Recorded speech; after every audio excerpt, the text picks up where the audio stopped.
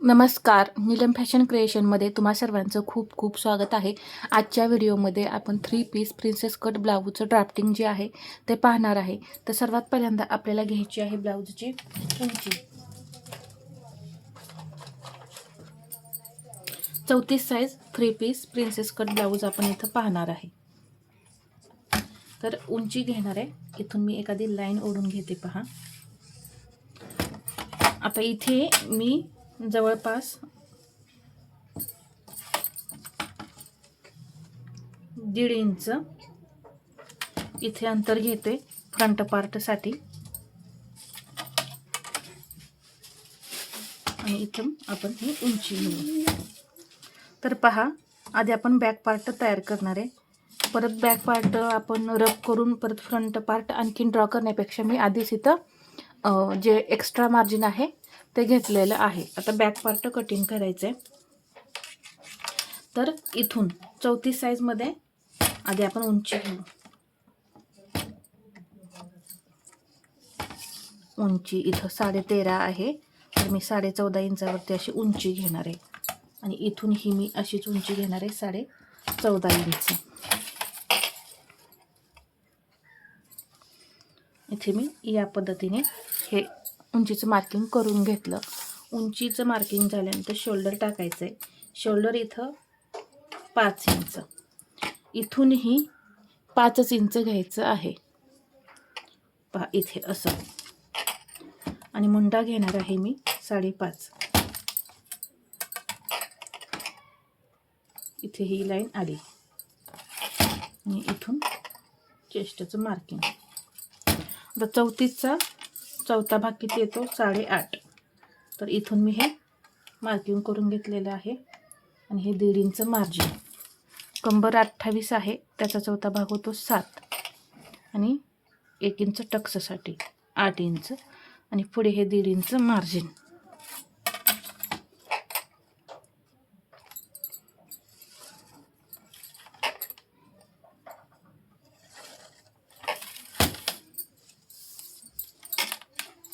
इथून घेणार आहे 1.1 पाठीमागील भागासाठी मुंडा आणि या पद्धतीने आकार देऊन इथं अर्धा इंच मुंडा मी डाऊन केला आहे. तर हा पूर्णपणे बॅक पार्ट आपला तयार झाला.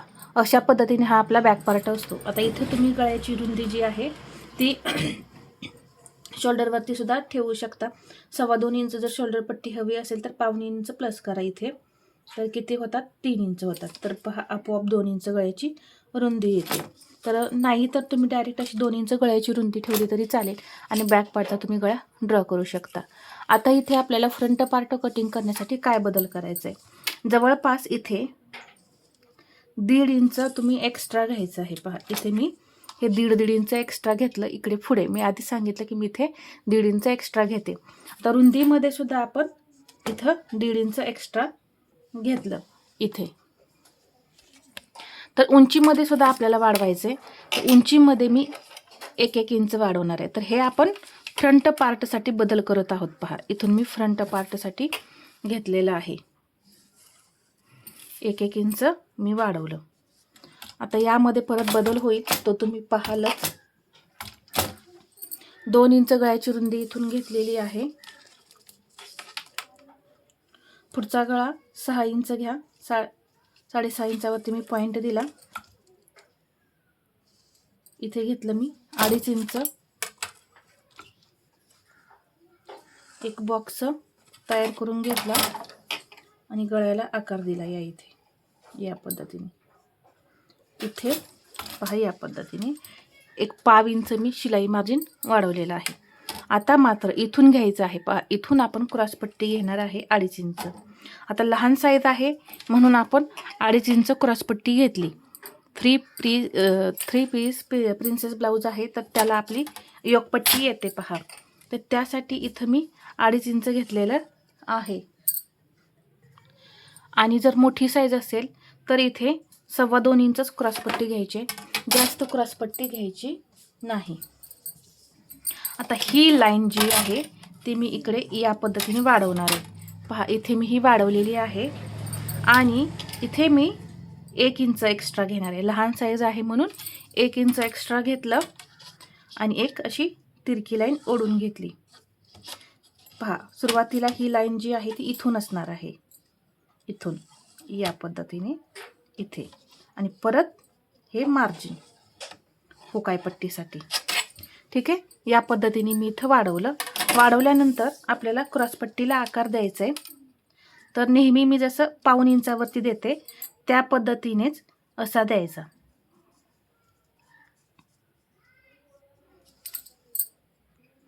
आकार दिल्यानंतर आपल्याला आता इथे टक्स पॉईंट काढायचं आहे. क्रॉस पट्टी इथं आपली ही तयार झाली पहा, या इथे. तर तुम्ही यामध्ये परत अर्धा इंच मार्जिन वाढवा. इथे पहा टक्स पॉईंट काढायचा आहे. 34चा चौथा भाग किती होतो? 8.5. त्यामध्ये 1 इंच प्लस केलं मी, किती झाले? 9.5. तर इथे मी 9.5 इंच घेतलं. आता इथे हे 9.5 इंच बरोबर आहे, उंचीनुसार मला बरोबर वाटत आहे. परंतु जर इथं हाईट जास्त असेल तर तुम्ही 1.25 इंच ते 1.5 इंच इथं टक्स पॉईंटमध्ये प्लस करू शकता. तर मी 1 इंच प्लस केलेलं आहे. इथे मी एक लाईन ओढून घेते पहा, या पद्धतीने. आता इथे पहा आपल्याला मार्किंग करायचं आहे. तर या टक्स पॉईंटच्या लाईनवर आपल्याला चेस्टचा 10वा भाग टाकायचा आहे. चेस्ट इथं वरची आपण म्हणजे इथून इथंपर्यंत घेतली ही अप्पर चेस्ट आहे, ती आहे 34 आणि फुल बस्ट 36. तर इथे येणार आहे त्याचा 10वा भाग.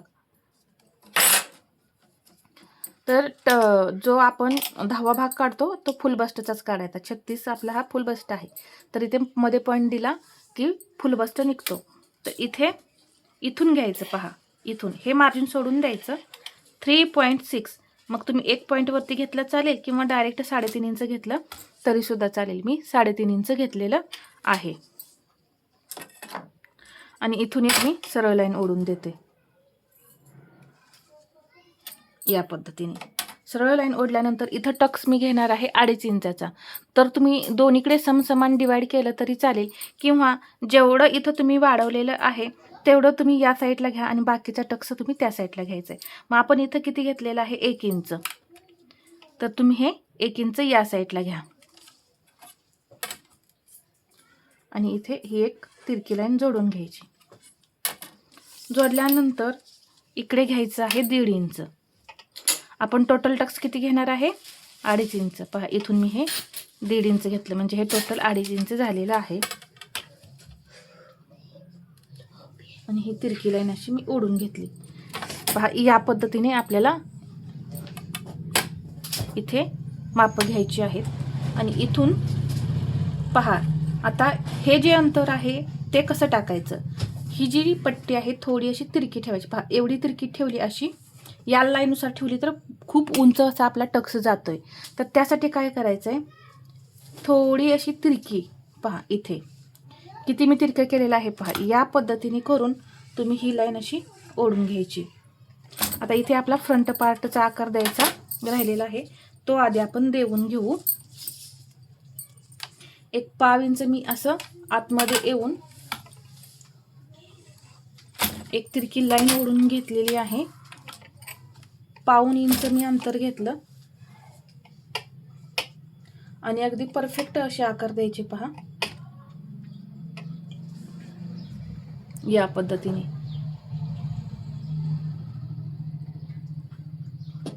हा आकार आहे आपला पहा. मग ही लाईन आपली या इथे आली. ठीक आहे, ही लाईन आपली या पद्धतीने आणि इथे या पद्धतीने इथे आली. म्हणजे थोडा असा राऊंड सुद्धा झालेला नाही, अशी सरळ अशी आलेली आहे. आता प्रिन्सेसला आपल्याला आकार द्यायचा आहे. तर अगदी हलक्या हाताने तुम्ही या पद्धतीने पहा असा आकार देऊ शकता. या पद्धतीने इथे असा आकार मी दिला आणि इथून थोडं असं 1/2 इंच या पद्धतीने आकार द्यायचा. म्हणजे इथे सुद्धा असा या आपल्या साईड पार्टला इकडच्या कर्व तयार होईल आणि इकडे सुद्धा प्रिन्सेसला परफेक्ट असा आकार तयार होईल. तर हा आकार इकडे जातोय तर जो जाऊन द्यायचा, काही प्रॉब्लेम नाही.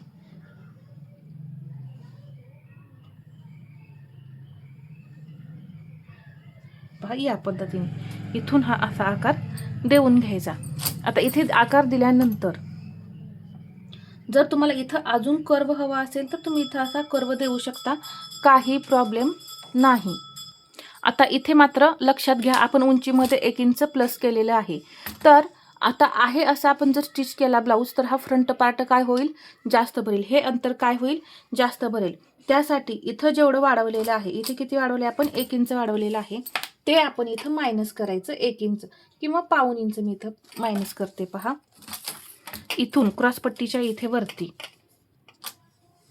या पद्धतीने, म्हणजे आपला पाठीमागचा भाग आणि पुढचा भाग जो आहे तो एकसारखा येईल, कमी जास्त होणार नाही. एवढा भाग हा जो आहे तो इथून कट होऊन निघेल. आता वाढवायचं कुठं कुठं पहा, इथे हे दोन्ही भाग स्टिच होण्यासाठी इथे अर्धा इंच. आता हा टक्स किती घेतलाय आपण, टोटल 2.5 इंच. इकडे 1 इंच घेतलंय आणि इथे 1.5 इंच घेतलंय. तर इकडे आपण हे 1 इंच घेतलेलंच आहे.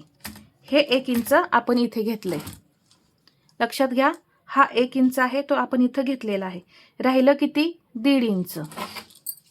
तर ते आपण इकडे वाढवायचं असं 1.5 इंच. आणि अजून म्हणजे अजून एक मेथड, डायरेक्ट कमरेचा चौथा भाग करा. 28चा चौथा भाग होतो 7. त्यामध्ये हे 1.5 इंच आपला. आता हे जे टक्स आहे तो आपण इथं घेतलाय, इथून आपण कंबर मोजत आहोत. हे 1 इंच इकडे घेतले, त्यामुळे आता आपल्याला कंबरेमध्ये ते मोजण्याची गरज नाही. मोजायचे आहे तर 1.5 इंच. तर पहा 7 इंच इथं आलं.